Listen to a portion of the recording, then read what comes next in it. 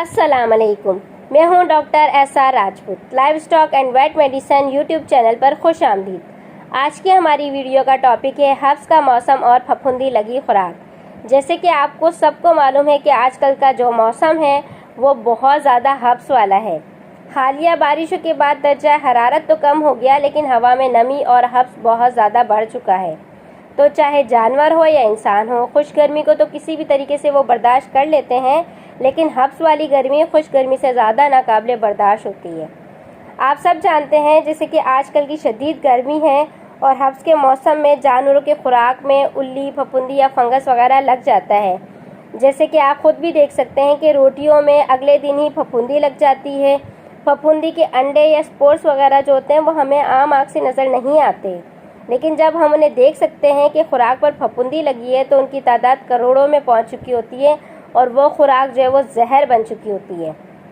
यकीन करें कि फफूंदी लगी जो खुराक है वो बीमारियों का घड़ है, जो दूसरी मज़ीद बीमारियों की वजह बनती है।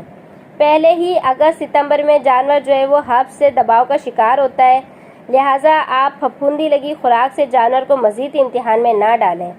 इन दिनों में जानवर की कुव्वत बर्दाश्त, कुव्वत मुदाफ़ियत पहले ही बहुत कम हो चुकी होती है, तो जिन चीज़ों का जानवर आम हालात में, आम मौसम में जो है वो बाआसानी मुकाबला कर लेता है, वही छोटी छोटी चीज़ें जानवरों को इन गर्मी और हब्स के दिनों में बीमार कर देती हैं।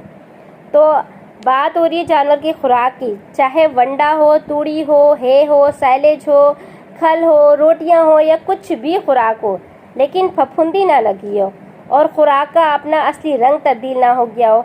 अगर आप खुद फफूंदी लगी रोटी नहीं खा सकते तो आप खुद सोचिए कि जानवरों के अंदर कोई ऐसी ख़ास अलहदा मशीनरी नहीं लगी होती जो कि फफूंदी लगी जो जहर आलूद खुराक है उसको कम कर सके।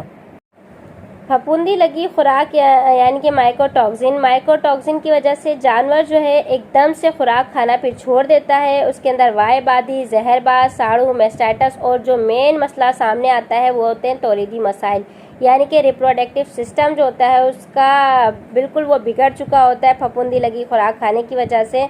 और भी बहुत सारे मसाइल जो हैं वो पैदा हो जाते हैं।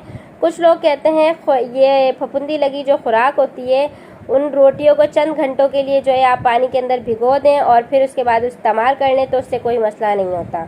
और कुछ लोग ये समझते हैं कि धूप में खुश्क करके अगर हम इस खुराक को इस्तेमाल कर लेंगे तो भी जो है वो जहर का असर ख़त्म हो जाता है, लेकिन साइंस इस बात को नहीं मानती, क्योंकि जहर तो पहले ही बन चुका होता है और ये जहर जानवर के बज़रिया खुराक खाकर दूध में भी जो है वो एक्सक्रिएट हो जाता है, खारिज हो जाता है। और फिर उसके बाद जब ये दूध इंसान इस्तेमाल करते हैं उबालने के बाद तो उनके भी जिगर के कैंसर का बाइस बनता है।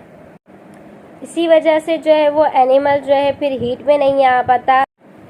इसकी वजह से जो है वो जानवरों को और भी बहुत सारे मसाइल पैदा हो जाते हैं, जैसे कि उसको जो है डायरिया हो जाता है और इसके अलावा उसके अंदर लंगड़ापन आ जाता है, दूध की पैदावार में कमी आ जाती है, जानवर कमज़ोर हो जाता है और जो है वो उसको और भी बहुत ज़्यादा जो है बीमारियाँ उस पर अटैक करना शुरू कर देती हैं। तो आप अपने जानवर को ऐसी खुराक दें जिसके अंदर तमाम ग़िज़ाई अज़्ज़ा शामिल हों और जो है वो फफूंदी से पाक हो।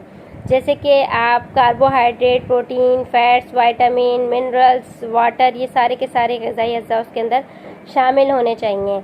और इसके अलावा जो है आपको मालूम है कि कुदरत ने हर ग़िज़ाई अज़्ज़ा का जिस्म में अलग अलग काम और अलग अलग अहमियत रखी है, यानी कि पानी आपकी भूख नहीं मिटा सकता और गोश्त दालें आपकी प्यास नहीं बुझा सकती।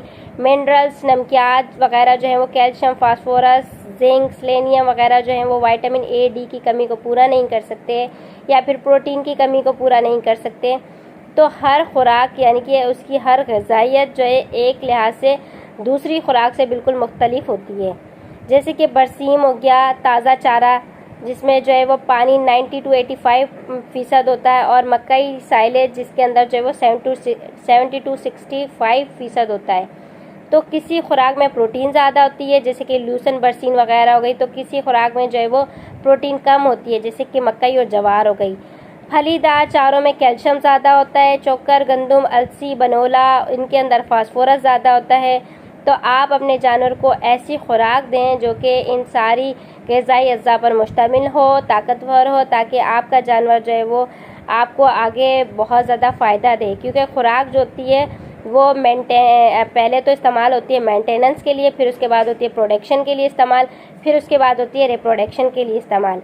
अगर जो है वो आपने सही तरीके से खुराक नहीं देंगे तो आपकी ये तीनों चीज़ें जो हैं वो मुतासिर होंगी। जैसे कि एनिमल्स की मेंटेनेंस, उसकी सेहत भी मुतासिर होगी, उसकी प्रोडक्शन भी मुतासिर होगी और उसकी रिप्रोडक्शन भी मुतासिर होगी। तो इस मौसम में अपने जानवरों का बहुत ज़्यादा ख्याल रखें और उनकी जो खुरलियाँ वगैरह होती हैं उनको जो है इसके अंदर ताज़ा जो है वो ग़िज़ा रखें। अपने जानवर को अफ्लाटॉक्सिन से बचाने के लिए जो है अपने जानवर की केयर करें और उन्हें गैर मयारी या फफूंदी आलूद खुराक ना दें।